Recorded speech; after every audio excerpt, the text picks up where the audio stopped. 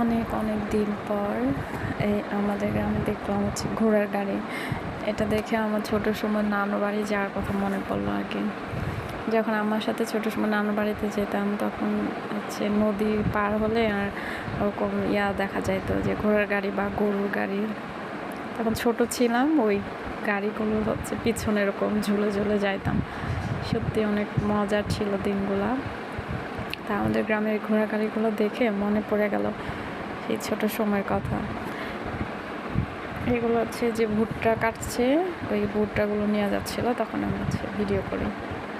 খুব সুন্দর না গ্রামের রাস্তায়, এরকম মাটির রাস্তায় ঘোড়ার গাড়ি। সত্যি ঘোড়ার গাড়িতে চড়ার আলাদা কিন্তু একটা মজা আছে।